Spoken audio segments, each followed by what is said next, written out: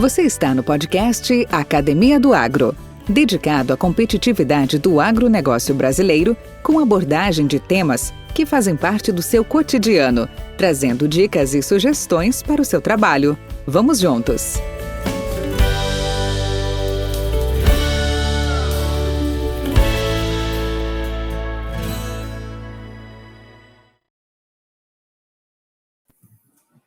Olá, pessoal, com grande satisfação eu recebo meus grandes amigos, mentores, meus gurus, Francisco Sampaio, Daniel Glatt e André Aguirre.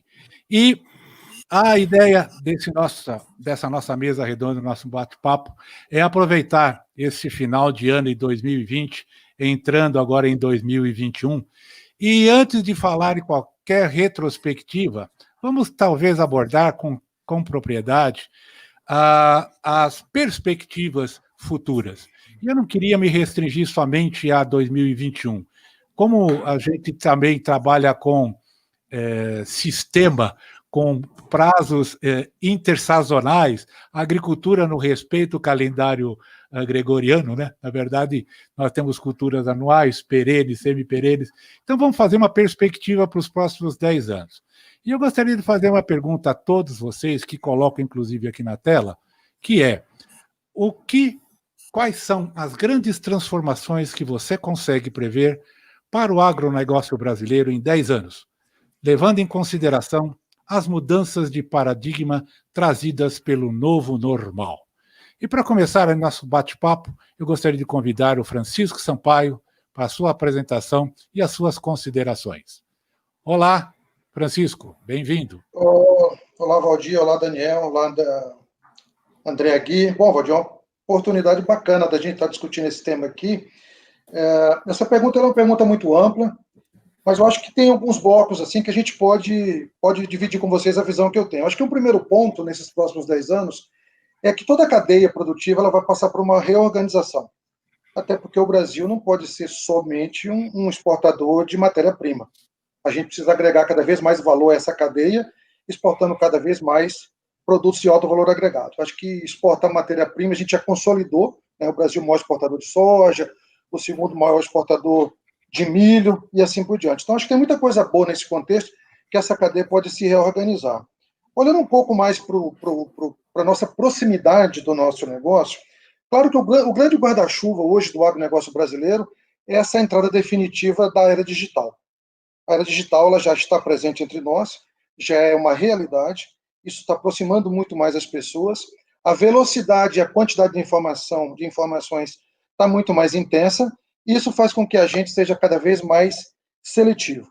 Então, se de um lado eu tenho uma cadeia se reorganizando, eu tenho uma era digital cada vez mais se consolidando, a gente tem alguns pontos positivos, porque a informação passa a ter uma fluência muito mais intensa, com mais velocidade, com mais riqueza, mas a gente precisa ser cada vez mais seletivo. Então, esse é um aspecto que eu vejo muito importante para os próximos anos.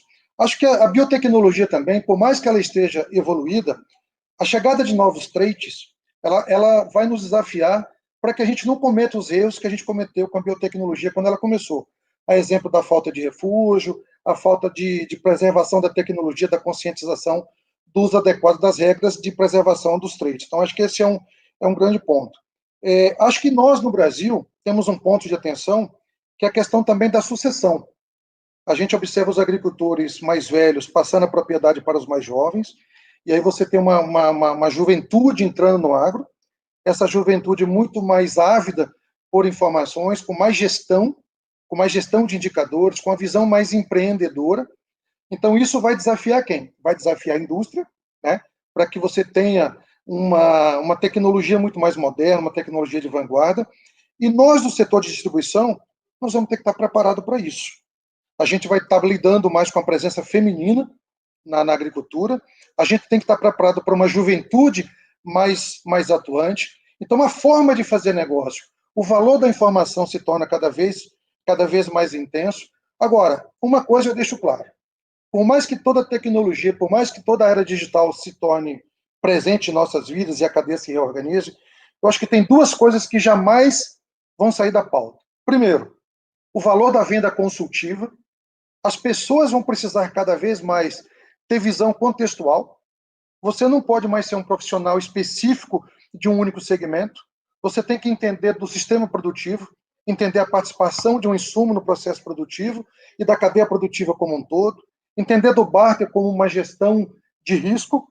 Então, acho que o valor da informação vai estar cada vez mais presente, né? Associado às vendas consultivas, e acho que a distribuição, que é o setor que eu vivo hoje, vai ter um papel relevante nesse processo todo, fazendo um elo de ligação entre toda a tecnologia que a indústria desenvolver, são milhões e milhões de dólares investidos em pesquisa, um agricultor na outra ponta, cada vez mais profissionalizado, mais empreendedor, e a gente fazendo esse elo de ligação. Então, eu acho que esse é o contexto que vai guiar a agricultura no Brasil nos próximos anos. Claro que tem outros desafios que a gente fala muito aí, de logística, fala da questão do seguro agrícola, mas eu acho que isso está muito em pauta. Tá? Mas eu entendo que hoje, na minha ótica, é a consolidação da biotecnologia com os novos traits, a era digital, chegando cada vez mais forte, e a gente está preparado para trabalhar com a sucessão, que está cada vez mais presente no nosso dia a dia. Essa é a visão que eu divido com vocês, que eu faço aqui no dia a dia com os meus clientes e meus colaboradores. Beleza, Francisco. Eu gostaria de já emendar uma segunda pergunta para você, aproveitando o seu comentário dessa pergunta mais genérica, e que é a seguinte: o que uma empresa líder nesse setor de distribuição como a Terra Verde Holding, Patria Investment, deve fazer para se preparar para esse cenário? A gente já vem fazendo, Valdir. A gente hoje tem um projeto chamado Unilavoro, que passa muito por preparação de pessoas. Por mais que a gente tenha relações mais virtuais, mais digitais, o valor da informação, e quem gera a informação e quem interpreta a informação são as pessoas. Então, nós, da distribuição, como um elo de ligação entre a indústria e o agricultor, a gente tem que ter profissionais cada vez mais preparados. Hoje, o universo de opções de genética de milho, de genética de soja, de forma de fertilizantes, de maneiras de se fazer negócio, vão ser cada vez mais amplos e mais intensos. Tá? Então, se de um lado o mercado ganha opções, isso é muito valioso para o nosso negócio, a gente vai precisar cada vez mais de profissionais capacitados, preparados, para levar para o produtor aquela informação que de fato seja relevante. Então, de um lado, hoje o Fundo Pátria, ele acredita muito no agro brasileiro. Nós somos o maior mercado de defensivos agrícolas do mundo, né? Estamos entre os 3 maiores mercados de semente do mundo, somos o 4º maior de fertilizantes do mundo, e hoje o setor que eu atuo, ele vem se consolidando, ele vem se profissionalizando, e tudo que a gente fizer de investimento, né, em processos, em implantação de SAP, de CRM, de plataformas digitais, nada disso vai ser tão relevante quanto a capacitação dos profissionais dentro de um conceito agronômico. A praga vai estar presente no campo, a doença vai estar presente no campo, o posicionamento da variedade, seja de milho, o híbrido de milho ou a variedade de soja, vai estar no campo. Então, a gente precisa ter profissionais atendendo às expectativas do agricultor para que ele seja cada vez mais empreendedor de sucesso. Então, o que a gente está fazendo é isso, é investir em capacitação, sendo muito seletivo nas contratações, estamos fazendo investimento pesado na área de desenvolvimento de profissionais, né? Então, acho que esse é o grande... Estamos, inclusive, com um programa de estágio, programa de ATs, programa de Universidade e Lavoro, que é uma universidade que nós estamos criando ao nível interno.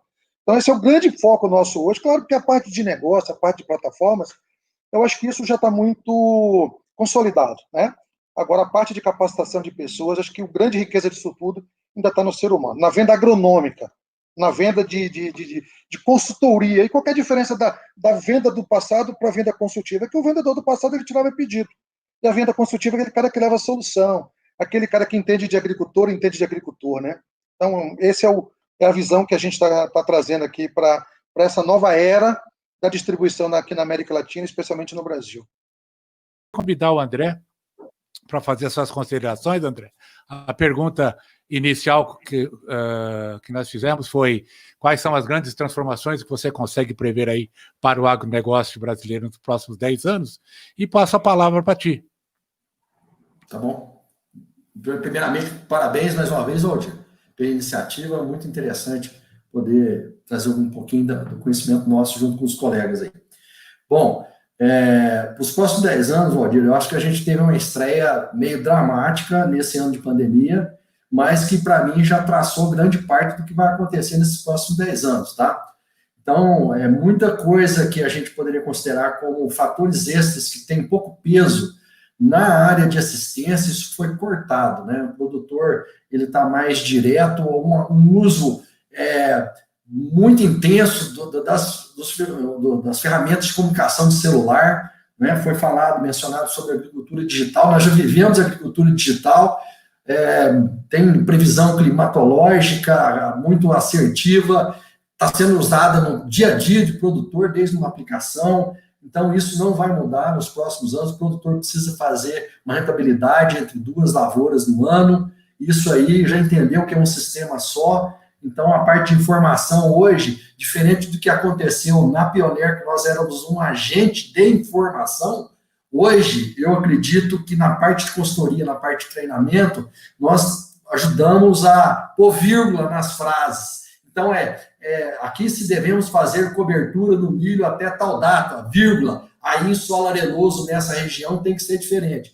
Então, eu acho que a gente tem que colocar mais vírgula nas informações, porque elas são massivas, tem um grande número de informação, mas falta a pessoa para gerenciar e gerir essas informações. Porque é diferente completamente de quando nós saímos aí em 98 para dar palestra na Bahia, no Maranhão, etc., do que hoje. Porque tem fichos produtores ou mesmo produtores que têm informação no Google no momento ali, mas saber distinguir isso para saber qual mais validar para a situação que ele passa, eu acho que é uma grande transformação nos próximos 10 anos. Uma notícia boa que a gente não convivia muito, o Francisco mencionou aí, nos treinamentos antes da pandemia, ao vivo, quando a gente ia para a área, para as faculdades da palestra, participar de simpósios, etc., apresentações, o público feminino aí de 2019, na graduação, era de 50%.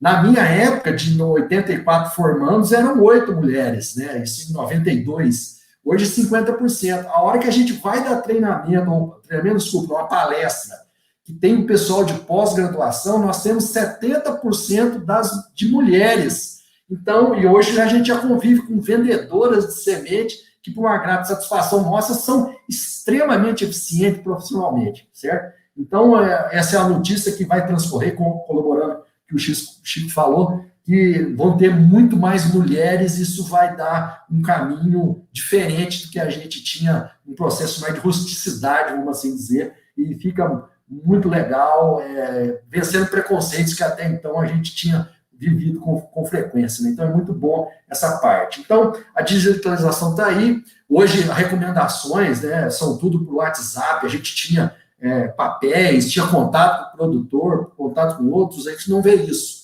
O produtor, às vezes, eles estão se reunindo melhor para essa parte de organização de assistência técnica e tendo grupos mais fechados e para atender aquela situação, aquela diversidade, sem muito contato externo, vamos assim dizer. Eu acho que isso aí deve perpetuar, porque ele viu que ele para de conversar fiado, né? Apesar de ser um negócio legal, está recebendo todo dia gente na fazenda, o cara acaba sendo muito prestativo, mas pouco eficiente. Então, esses são os ramos desses próximos 10 anos que a gente acredita uma intensificação na parte de produção, uso maior de informação, de previsão de clima, um discernimento melhor no volume massivo de informação e data análise que nós temos aí, fazer a gestão melhor dessa informação para cada local. Seria isso. André, e a sua consultoria em si? Então, a consultoria... O que deve fazer para se preparar para esse cenário? Sim. A primeira coisa, Valdir, é que a gente foi impactado na parte de palestras e treinamentos. Isso aí passou para o sistema de live e a eficiência disso é baixíssima. Consegue ser ruim para todo mundo, né? Consegue ser ruim para o cara que está ouvindo e o cara que está transmitindo. Você fica falando para as paredes aí praticamente, você não tem ideia e não consegue sentir a emoção nos olhos das pessoas para ver se está tendo um entendimento, uma coisa assim. Então, isso ficou muito ruim. Então, a eficácia dessas lives, infelizmente, apesar de muitas serem de altíssima qualidade, a gente não observou que acompanhou nesse primeiro passo. Pode ser que alguma coisa aconteça. Na parte de campo, Valdir, os produtores ainda estão um pouco, vamos falar assim, influenciados pelo dobramento do valor, né, a multiplicação por 2 do valor das commodities do que aconteceu há exatos um ano atrás, né, em dezembro do ano passado para cá, então ainda estão um pouco, vamos falar assim, anestesiados ainda, e o pessoal vai começar a voltar, eu acredito, mais a realidade dos aumentos dos insumos e as coisas, e isso torna o trabalho nosso mais difícil para fazer o melhor aproveitamento possível dos fertilizantes e defensivos, e principalmente de uma variabilidade, uma enormidade de novas variedades de soja e de híbridos para safrinha, principalmente, né, tratando de cereais aí, no caso. Então, nós temos muitos materiais, dificilmente a gente consegue avaliar em grandes situações aí. A safrinha, ela democratizou essa parte de genética. Nós vimos o que aconteceu nesse tempo todo, de 2000, desde a grande virada de área de safrinha em 2012 até hoje, muitas empresas se tornaram aptas, por algum momento, a entrar a comercializar sementes de milho safrinha e, às vezes, não depararam com os problemas de custo, etc. Então, tem uma infinidade de materiais. Nós ainda temos alguns trades que estão funcionando, mas a ideia é que vamos ter... A única coisa que a gente sabe é que uma hora dessa vai falhar e a gente tem que torcer para o próximo. Então, amenizar com novas tecnologias de aplicação, desde a aplicação, novos defensivos que estão aparecendo, mas em menor escala, e principalmente contratação de pessoas, Valdir. Esbarra na mesma coisa que o Francisco falou, não é só na parte de distribuição, a parte de consultoria e a parte de produtores. Eu tenho clientes, por exemplo, que eles não crescem por falta de recursos humanos, de ir numa região de fronteira e etc., porque é um pouco mais complicado arrumar pessoas confiáveis, vamos assim dizer. Então, tem todo esse parâmetro que a gente está vendo dessas novas áreas de fronteira. Então, é muito bom da gente estar no ramo do agronegócio, sem dúvida nenhuma. Isso foi um ponto muito positivo para a gente, né? Mas a vida continua. Nós temos aí uma série de desafios. Nós não temos crise na agricultura desde 2006, tem que estar precavido, né, de alguma forma, mas, por enquanto, são só boas expectativas para nós nesses próximos 10 anos. Beleza, André. Obrigado aí pelas suas considerações. E aí, Daniel, contigo, o que você me diz sobre as suas perspectivas para esses próximos 10 anos? Beleza, Valdir. Acho que o Chico e o André já trouxeram bastante aspectos relevantes, vou tentar trazer outros para formar o universo da coisa. A primeira coisa é a mudança que eu acho que é diretamente derivada da crise da Covid, que é o fim dos escritórios como nós conhecemos hoje. Acho que estamos entrando numa década onde escritórios de empresas serão uma coisa cada vez mais rara, cada vez menor, usado cada vez mais, muito mais com o intuito social dos funcionários do que operacional. Eu acho que aquilo que a tecnologia tinha provido de possibilidade de se fazer online, mas que a gente não testava, fomos obrigados a testar e estamos todos pasmos de como que funciona bem. O dia a dia de empresas fazendo lives online, com todos os ajustes que nós temos que fazer. Então, essa é uma tendência, para mim, irreversível. Eu acho que em 10 anos haverá pouquíssimos escritórios de empresa, de administração financeira, marketing, contabilidade. Eu acho que isso vai ser uma coisa cada vez mais rara. Eu acho que nós temos, no Brasil, tem alguns assuntos muito sérios pela frente. Nós não vamos conseguir evitar lidar seriamente com essa parte de sustentabilidade e rastreabilidade dos nossos produtos. O Brasil pratica uma agricultura altamente sustentável, porque nós que somos do ramo sabemos disso, mas nossos adversários, chamo ruralistas europeus e americanos, e os compradores internacionais fazem de tudo para desmerecer o agro brasileiro, com o único objetivo de derrubar os preços dos produtos brasileiros e comprarem mais baratos ou competirem melhor, ou puderem impor algum tipo de imposto ou taxação ao produto brasileiro, porque aqui é o grande celeiro do mundo. Então, esse assunto é sério demais, não acho que o Brasil esteja lidando muito bem com ele ainda. Temos conteúdo, mas não estamos sabendo contar essa história ainda. E eu acho que haverá cada vez mais cobrança em relação à rastreabilidade dos produtos, o que aquele gado comeu, aonde que ele foi abatido, com quantos meses ele foi para abatedouro. Eu acho que nós vamos viver uma área muito grande disso.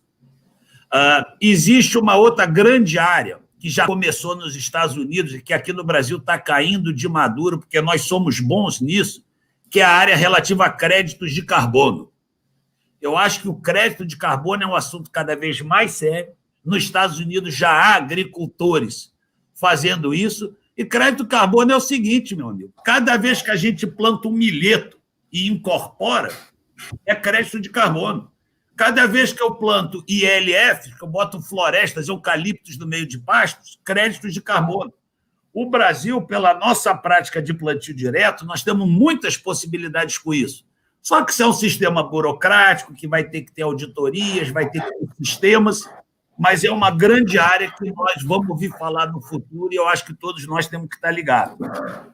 Uma outra área que eu acho que a gente tem que se preparar, e é no curto prazo, é para a taxação que vai vir em cima do agro.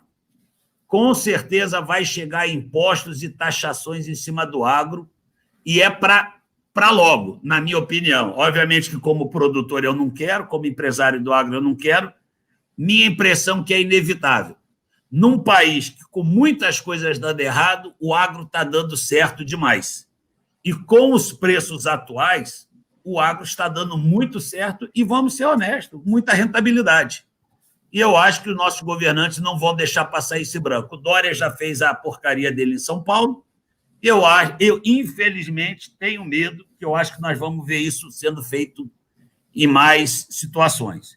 Quero trazer também uma atenção para o ponto do Big Data, André, principalmente. O Big Data é uma coisa muito falada. Nós estamos muito bons na captura de imagens de satélite. Você fez uma entrevista com o Nogar, especialista nisso, com drones, com agricultura de precisão, mas eu acho que nós não aprendemos ainda a juntar todos os dados chamados que a gente bota nesse guarda-chuva de Big Data e transformar isso em informações úteis e práticas para cada talhão e para cada agricultor. Ou seja, existe uma intenção muito boa, 500 empresas nisso. Há 2 anos atrás eu fiz uma viagem com um grupo aos Estados Unidos, eu ouvi isso de pessoais envolvidos com Big Data. Não, eu consigo tirar uma baita imagem infravermelho e ter uma mancha amarela. Agora, daí a dizer o que é outros 500.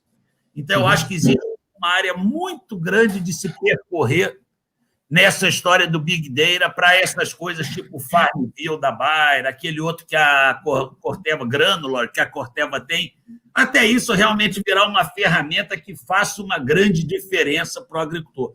Eu acho que nós não aprendemos ainda, isso eu acho um grande desafio para a tua área, André, e para você também, Chico, na distribuição, como juntar todas as informações disponíveis, e são milhões e milhões de data points, e chegar a conclusões e informações factíveis para o produtor. Então, eu acho isso muito importante também. Por último, eu poderia citar que o Chico falou em biotecnologia, e eu confesso para vocês, por ter vivido desde o início a biotecnologia, antes da biotecnologia, as promessas da biotecnologia e o que a biotecnologia entregou, eu digo, uma opinião puramente pessoal, que eu acho que a biotecnologia acabou entregando muito menos do que a gente achava que ela ia entregar há 20 anos atrás. Se vocês lembrarem, vocês lembram disso, que vocês não nasceram ontem, a gente falava que ia ter a semente resistente, o transgênico da seca, o transgênico do fósforo, o transgênico do nitrogênio, o transgênico dos nutracêuticos, dos farmacêuticos, dos arroz dourados. Eu acho que caminhou menos. Tudo que nós fizemos, se olhar na biotecnologia, foi tolerância a lepidópteros e tolerância a herbicidas. Não saímos muito disso. É óbvio que isso é muito bom, mas, para mim, entregou pouco. E quando eu penso nos próximos 10 anos, eu quero sonhar que existe uma grande janela na área de melhoramento genético e biotecnologia de micro-organismos. Eu acho que essa história dos biológicos, da modificação genética de biológicos, de todos esses impactos da biotecnologia e da biologia molecular a nível micro-organismo, pode vir a ser uma grande coisa no futuro, e eu acho, em outras palavras, nós vamos começar a ver produtos biológicos, acho, com maior potencial do que a gente vê hoje. É uma visão, não é uma certeza, é uma imaginação que eu acho, assim como eu acho também que a história do... Como é que chama essa nova tecnologia agora, do melhoramento genético? Do CRISPR. O CRISPR, eu acho que pode trazer algumas novidades e algumas outras características ao melhoramento tradicional da soja, milho e algodão. E concordo com o Chico, acho que o digital vai ter um impacto muito grande, vai ter uma participação grande, mas não acredito em digital do agro, tipo marketplace, que as empresas de revendas vão lá, bota seus preços ali e alguém compra. Eu não acho que vai ser assim. Eu tenho algumas outras ideias como eu acho que isso poderia acontecer. Não acho que vai acontecer no modelo tradicional de vendas pela internet. Até pela situação toda que existe, que se compra uma vez por ano, da oportunidade de sair da internet e falar pela loja, falar por fora. Imagino que uma revenda... Como é que faz uma revenda? O preço que eu boto lá na internet? Boto meu preço cheio e já dou a dica para o meu concorrente que ele pode botar mais barato e vender, boto ele barato e perco a oportunidade do preço cheio, ou me queimo com o meu distribuidor, com o meu fornecedor, que eu combinei um certo preço. Então, eu acho um pouco difícil o digital como a gente conhece de outras áreas, mas eu acho que ele vai acontecer de alguma outra maneira. E acho, concluindo, Valdir, que a grande obrigação que todos os agrônomos brasileiros vão ter, porque isso é uma parada seríssima, é a defesa do agronegócio brasileiro, dos ataques que serão cada vez maior de ONGs patrocinadas pelos ruralistas americanos e europeus, por grandes compradores de grãos do mundo inteiro e por uma esquerda brasileira que acha que falar mal do agronegócio brasileiro é legal. O meio urbano brasileiro é contra o agronegócio brasileiro. Isso é um absurdo sem tamanho, que eu acho que só grandes e bons agrônomos e gente do meio rural vai poder mudar, Valdir. Então, em alguma passada, tentando escapar de onde o Chico e o André já foram, seriam essas algumas das minhas perspectivas aí para os próximos 10 anos do agro. E me conta uma coisa, e a Seedcorp, como vai se preparar para dessa sua visão, para esse novo cenário? Pois é mais fácil falar do cenário do que saber como se prepara para ele, né? Mas eu acho assim, nós temos na Seedcorp um esforço muito grande na parte digital. Nós temos um projeto muito legal, nós contratamos 2 gurias formadas em marketing digital e criamos um negócio chamado o Rap Digital, tentando profissionalizar a forma como os representantes usam o digital no dia a dia deles com o mercado, inspirado no Bolsonaro. Se o Bolsonaro ganhou uma eleição basicamente via redes sociais, é certo que os vendedores que fizerem tão bem feito como ele fez terão sucesso também. Então, eu acredito muito que essa parte do digital nós estamos começando. Eu concordo muito com o Chico, eu acho que não vai sumir a figura do vendedor consultivo, só esse vendedor vai ter que ser muito mais, como o Chico falou, muito mais bem treinado.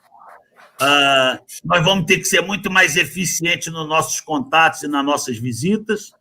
A Seedcorp é uma empresa de genética de soja, então nós temos que estar muito atenados com todas as novidades das ferramentas da genética e da biotecnologia para estar usando. E tem uma coisa que eu acho, desde o tempo da Pioneer, que eu sempre achei que a melhor forma da gente se preparar para o futuro é estar extremamente conectado e antenado com o nosso presente. Eu sempre achei que quanto mais a gente estiver interativo, conectado, acompanhando as transformações do dia a dia dos nossos negócios, mais preparado nós estaremos para o que virá. Então, eu acho que estar atenado, estar conectado, e existe um valor muito grande que eu tento manter na Sidcorp HO, que nós tivemos muito na Pioneer, que é a importância da consistência, de fazer as mesmas coisas todos os anos, cada vez mais e melhor. Não querer inventar a roda todo ano. Agora é digital, então é tudo digital. Ir com calma, trazer as coisas novas sem perder os valores que nos trouxeram até aqui. Eu acho que esse é o grande desafio. Como que a gente se mantém aberto para o novo, mas não abandona os valores e os processos que nos botaram onde nós estamos. Seria essa aí, Valdir, minhas perspectivas. Acho que o Daniel colocou bem mesmo. É uma consolidada boa nas informações. E nós que estamos aqui, Daniel, na distribuição, muito próximo, né? A gente está muito ligado à indústria e muito ligado ao produtor. A gente tem que tomar muito cuidado para a gente não misturar o que é modismo com aquilo que de fato é efetivo e agrega para o produtor. Como o André colocou, cara, hoje o produtor está mais seletivo, mais exigente, mais empreendedor, essa galera nova chegando aí, as mulheres que são mais gestoras, mais organizadas. Existe um movimento assim, de profissionalização lá na ponta que nós, como distribuição, temos que ser multiplicador disso aí junto à indústria. Entendeu? Então, a gente tem muito cuidado, sabe? E isso que você está dizendo, Chico, traz um problema, não, um desafio, que é o seguinte: seja distribuição, seja uma empresa de insumos, ou seja uma consultoria, você tem que estar muito mais bem preparado e muito mais bem informado para lidar com clientes mais informados e mais demandantes. Antigamente, era muito fácil dar assistência técnica em milho. Vamos falar, quando nós começamos, não, um cara que botar 200 quilos de ureia por hectare, quilo de N em saco de milho, 5 quilômetros por hora, era tudo novidade. Hoje, como é que ajuda um cara de 170 sacos de milho, 180 sacos de milho? É por onde que vai? Por onde que pega? Somente você, André. Um baita desafio isso. Sim. Ajudar os mais fracos do que ajudar os fortes. Sim. É selecionar. E outra coisa que aconteceu, e está acontecendo, que a gente achava que os filhos dos produtores que estão formando em agronomia iam substituir essa parte técnica, e não está acontecendo isso. Os filhos dos produtores estão pegando naquela parte mais importante, que é a parte de gestão da fazenda. Então, ele não está afim de ficar lá batendo pano de batida em soja. Ele fala, não, ele vai manter a assistência e o cara está tentando evoluir na administração da fazenda, que é um valor muito melhor para ele do que ficar furando buraco. Isso. Para isso, ele tem consultoria, né? Para gerir a fazenda. É mais complicado, né? Pessoal, muito bacana, hein? Essa é uma vala que tem uma veia de discussões bastante efervescente, bastante palpitante. Todos os pontos levantados pelo Chico na área de distribuição, pelo Ori, você, Daniel, fazendo um overview sobre aspectos até muito mais abrangentes e mundiais. Inclusive, até faço uma vírgula, como disse o André, na questão desta percepção, né? Já diz filósofo, que existe realidade, né? Na verdade, existe uma grande percepção pelo mundo de que o agro, como que hoje a sociedade urbana recebe o agro de forma geral, em particular no Brasil. Ainda nós não se vendemos muito mal, ainda nós nos vendemos muito mal e somos recebidos muito mal pelos cidadãos cosmopolitas, né? Não os cidadãos rurais. E essa Associação Rural, a BMR, fez um evento bastante interessante, pegando umas lideranças, depois eu posso até compartilhar com vocês, sobre justamente que ações poderiam ser feitas, deverão ser feitas pelas entidades, pelas instituições, pelas sociedades organizadas, sociedade urbana.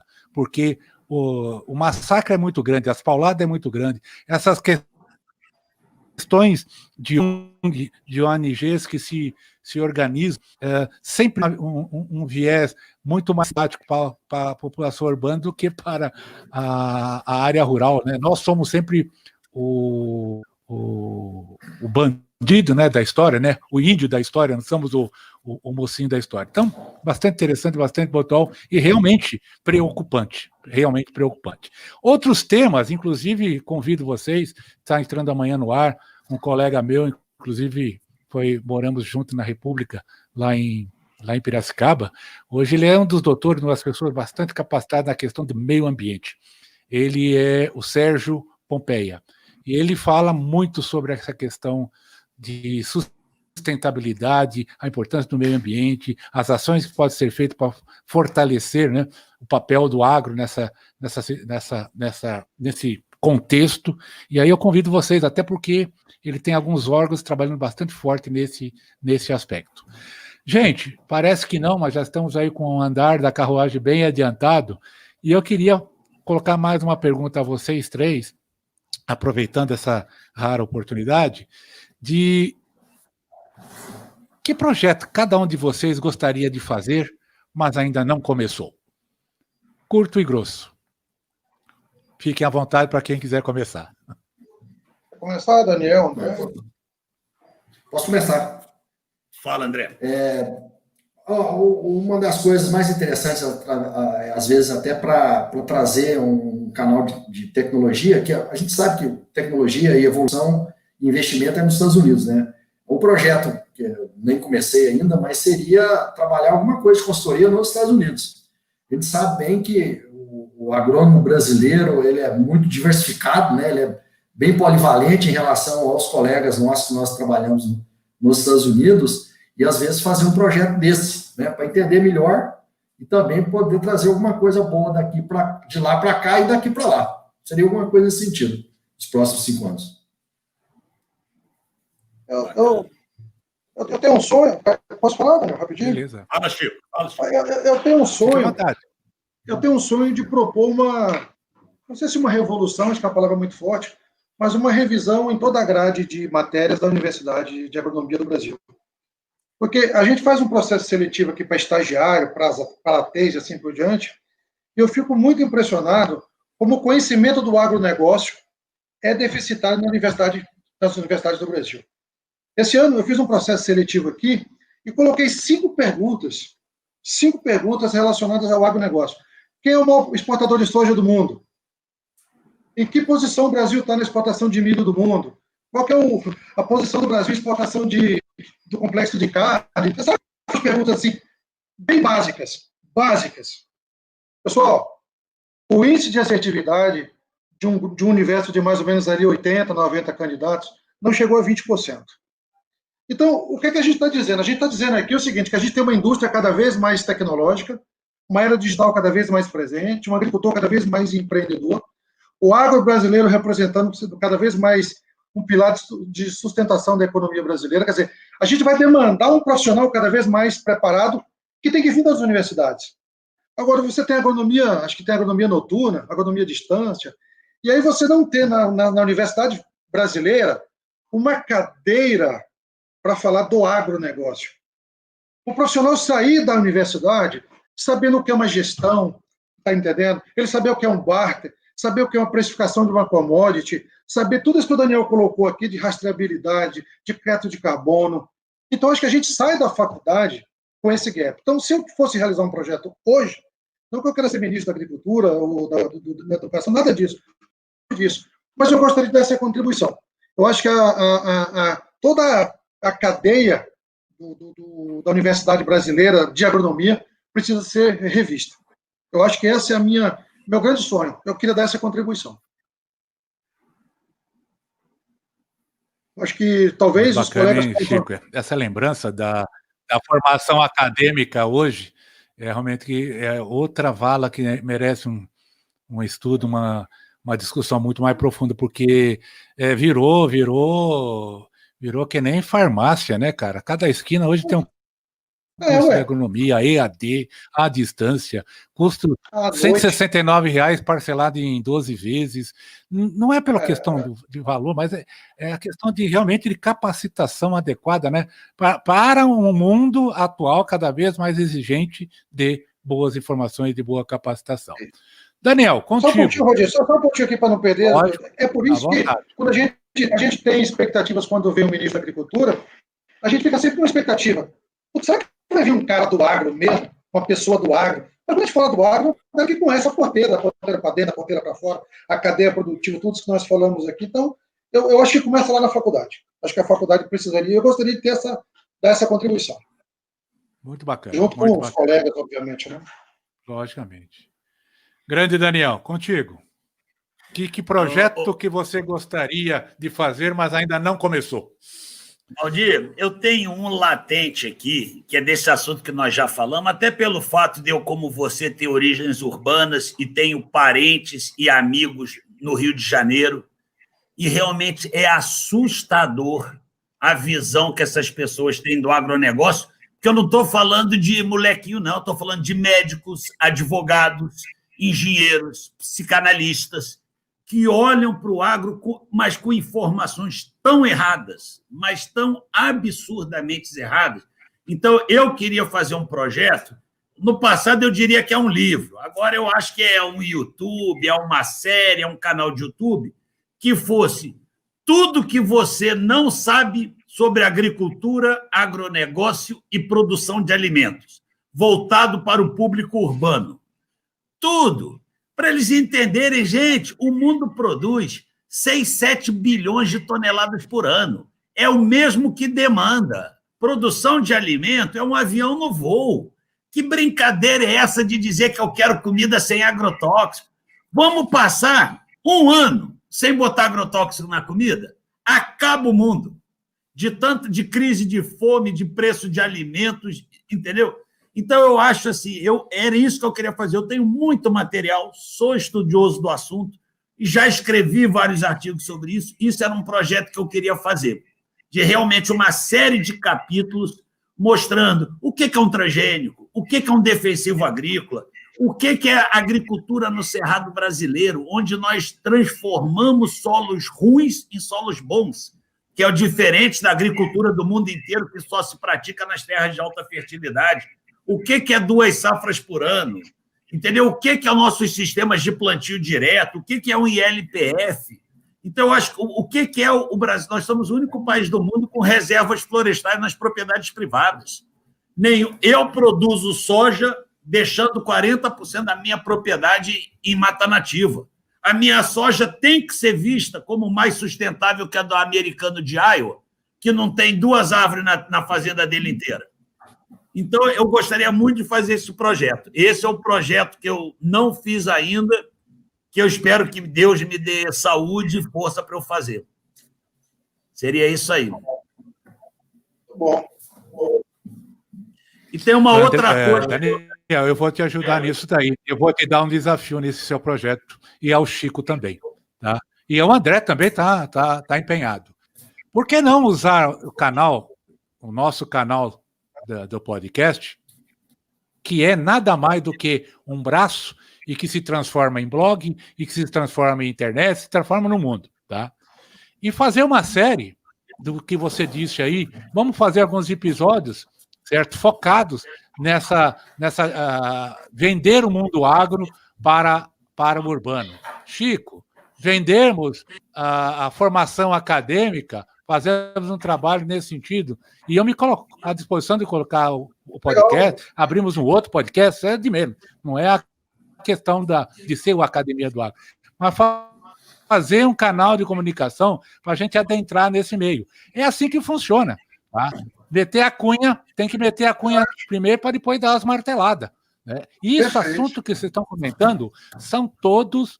cara, é diário. O impacto que aquela publicação do Chico Graziano fez dos mitos da agricultura é impressionante. Eu já fui dar 3 entrevistas, quem sou eu?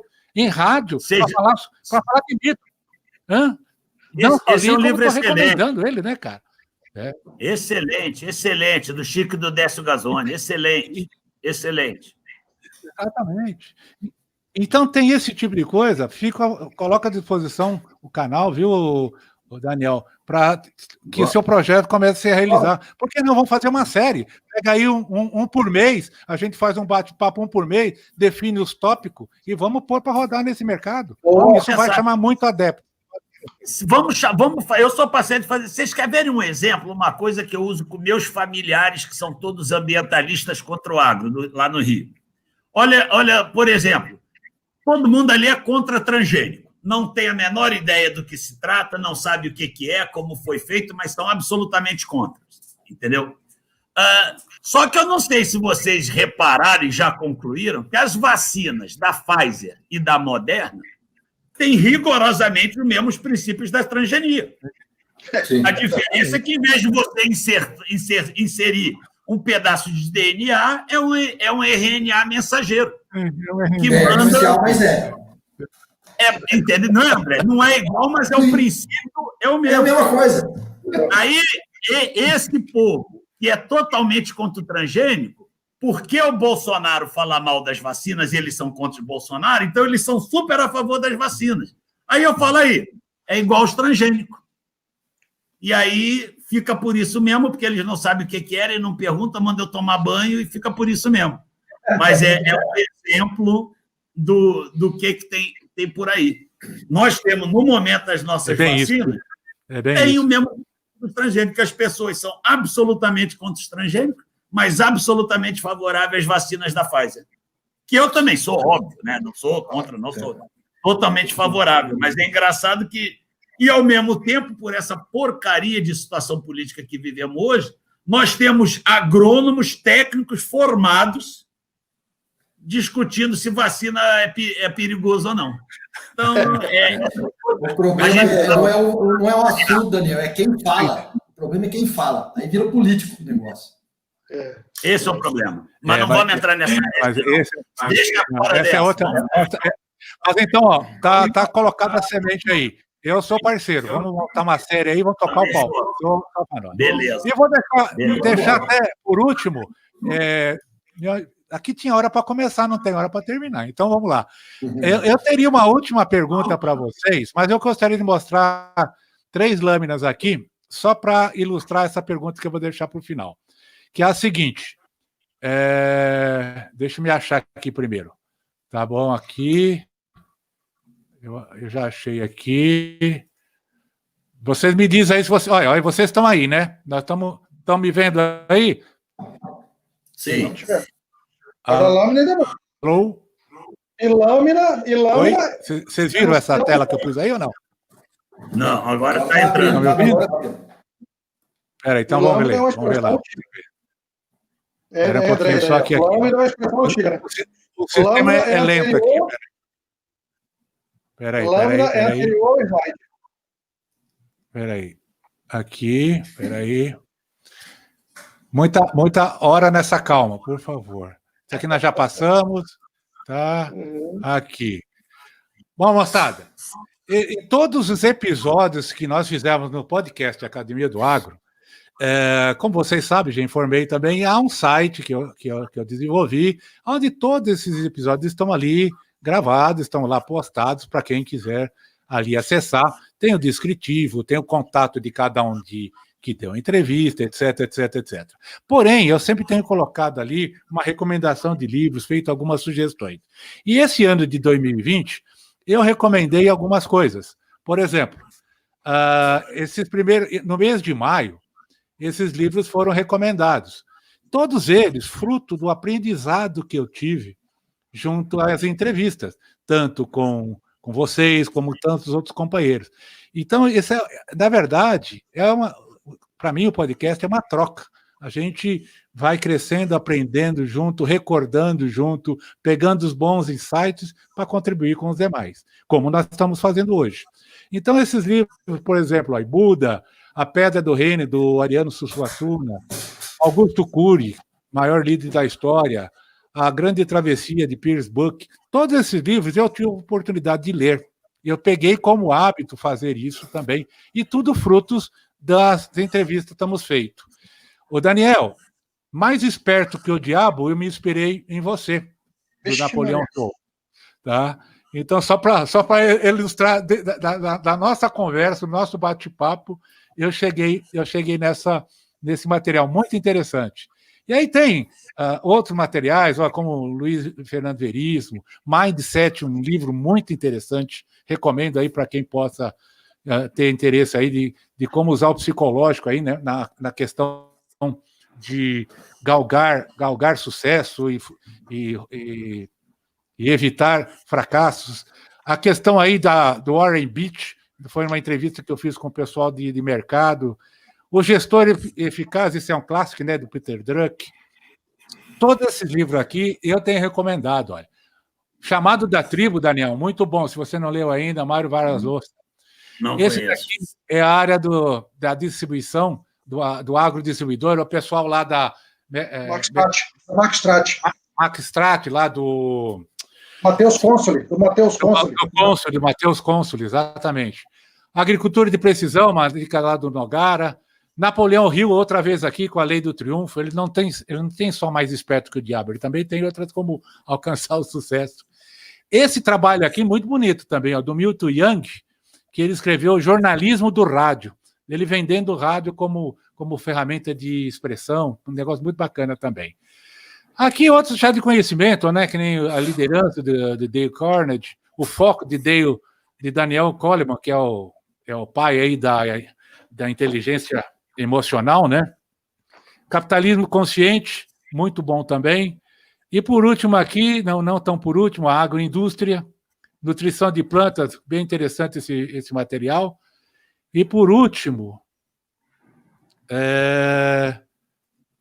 tá aqui, ó, Fundamentos do Agronegócio, do Macilon, o BI, que foi tanto falado aí na questão do database, né, de nós termos aí um warehouse, um galpão maior para poder absorver esses milhões de informações para transferir de forma adequada para o nosso público. E aí tá, ó, Agricultura, Fatos e Mitos, do Chico Graziano e do Décio Gazzoli. E esse aqui eu acho que tem muito interessante, o Dilema do Porco-Espinho, que é do Leandro Carnal, para quem gosta um pouco de imaginação filosófica. E esse aqui é o que eu tenho lido atualmente e estou acompanhando muito bem, que é o Ryan Holiday, O Obstáculo é o Caminho. Resumindo esse livro, ele é base ele é um compilado da filosofia estoica, ou do estoicismo, se algum de vocês já ouviu falar, ou já conheceu. Ele é base do cristianismo, do judaísmo, e é muito interessante os conceitos que desse livro se tira, tá? Quem já ouviu falar de Marco Aurélio, imperador romano, já ouviu falar de Sêneca, já ouviu falar do escravo Epiteto, são todos vamos dizer, filósofos baseados nessa filosofia do estoicismo. Beleza? E aí vem a pergunta a vocês, meus amigos. Que livro você gostaria de ler e ele ainda nem existe? Pergunta difícil, hein? Não é tanto assim, não. Não é tanto assim, não. E aí, moçada? Alguém arrisca o palpite? Alguns chamou a atenção do que eu passei para vocês? Vários. Mas você quer saber o livro que nós não lemos e que não existe? Isso. É essa a pergunta, né? E que nem existe ainda, nem foi escrito ainda. A minha, eu responderia fácil. A minha, eu quero ler o livro que eu vou escrever sobre a Academia do Agro, que ele não foi escrito ainda. Esse é meu sonho de consumo, né? Então, eu terei que escrevê-lo para poder lê-lo, é verdade, eu tenho que construí-lo. E vocês? Teria algo que vocês gostariam de ler e que talvez nem foi escrito ainda? Vou confessar uma coisa para vocês, então. Vocês sabem que uma grande não, mas uma frustração que eu tenho é que eu sempre quis ser escritor. Eu gosto muito de escrever, mas acho que não tive literatura suficiente para ser um bom escritor. Eu acho que eu li razoavelmente bem na vida, mas não acho que eu li literatura densa, boa, que me ajudasse a formação de literatura. Mas quando eu tive o meu infarte, em 2012, e que eu tive que ficar praticamente uns 4 meses parado num hotel, sem poder viajar, eu decidi que eu ia escrever um livro. E eu escrevi mais de 60 páginas de um livro, de uma uma mega invenção que passava por... que eu acho que é tudo um pouco da vivência nossa de vida. Passava por multinacionais, passava pela China, passava porque eu tive muita proximidade com a China nos meus anos internacionais na Pioneer, passava por disco voadores, passava pela agricultura brasileira. Eu criei, mas ficou um negócio tão grande, tão gigantesco. Quando eu vi, eu tinha uns 40 personagens e uma história que eu estava querendo criar e juntar ela toda.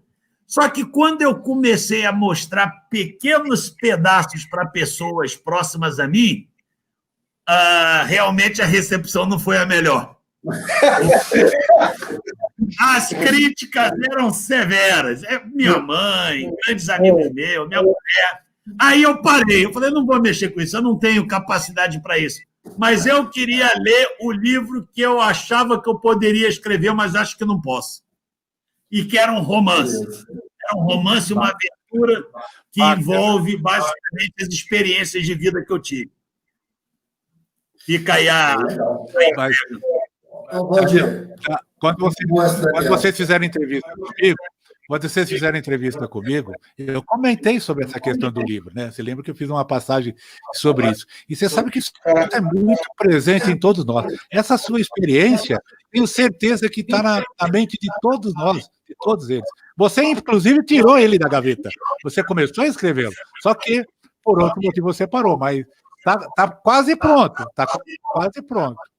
André, você queria comentar? Desculpe te interromper. Queria. Valdir, eu fosse fazer um livro, né? Eu queria ver a minha biografia escrita pela Cristiane, minha esposa, mas não sei se eu vou ter tempo, né? Se ela vai escrever. Ia ser crítica demais, André. Essa é uma. Agora, o que eu gostaria mesmo era... Eu sempre fui um péssimo contador de história para as meninas, para as duas, para a Juliana e para a Carol. A Cristiane eu chegava de viagem, ela pedia, falava, conta a história para as meninas dormir. E eu usava as minhas, apesar de eu ser extremamente comportado, educadinho, etc., eu era muito capeta quando eu era novo. Então, eu ia contar a história para a Ju dormir, a Ju ficava excitada de tanto bagunça que eu fazia, eu piorava a situação da Cristiane, que a Ju acordava, e aí eu perdi o sono, eu queria saber da história. Então, a Cristiane me excluiu dessa parte. Mas eu queria, se eu pudesse, né, era escrever história, não só os rolos que a gente fazia quando era moleque, desde de roça até na cidade, das estripulias, né, das artes de moleque, que fazia naquela época, que era ser moleque, né, vindo de roça e indo para a cidade pequena. Mas vamos ver o que vai acontecer. Já que pode viajar. Não, sucesso aí, tem apoio. Pode não, é a hora. Eu não sei como é que pronuncia o nome dele, não. É o Simon Sinek, acho que é isso o nome do cara. Né? Que escreveu um livro há muitos anos falando sobre Comece pelo Porquê. E isso me mexeu muito com a minha cabeça nos últimos 20 anos, porque eu acho que estou falando um pouco da vida profissional, tá? A gente faz muita coisa sem discutir os porquês. A gente faz reunião sem discutir o porquê, a gente monta estratégia sem discutir os porquês. E eu tô trabalhando muito bem isso no meu grupo hoje, de toda estratégia, toda iniciativa que a gente vai fazer. Por que a gente está fazendo isso? A gente busca muito resultado, ações lá no final, sem discutir mais o porquê. Então, isso tem me ajudado muito. Então, tudo que é associado hoje ao porquê, e esse cara, o Simon Sinek, ele tem um livro chamado Comece pelo Porquê, isso mudou muito minha vida profissional. A questão do porquê, de fazer as coisas por quê. Por que o fundo de investimento está investindo na distribuição? Hoje eu sei o porquê. Por que eu estou no Mato Grosso hoje cumprindo uma missão profissional nesse projeto? Eu tenho esse porquê. Né? Então, o porquê foi uma palavra que me acompanhou muito fortemente nos últimos anos. Tá? Então, acho que essa no âmbito profissional. No âmbito mais espiritual, a gente vai chegando depois dos 50 anos, a gente começa a perder amigos, perder familiares, perder pessoas muito próximas. E o que mais dói para a gente é a saudade. Mas eu entendo que a gente deve sofrer pela saudade, por que não pela morte? Porque se a gente veio de um lugar que a gente não sabe de onde a gente veio, e uma força maior nos deu a vida, em algum momento essa força maior determina que a nossa missão está cumprida, que a gente vai ter uma vida espiritual, eu imagino que alguma coisa de legal nos espera lá na frente.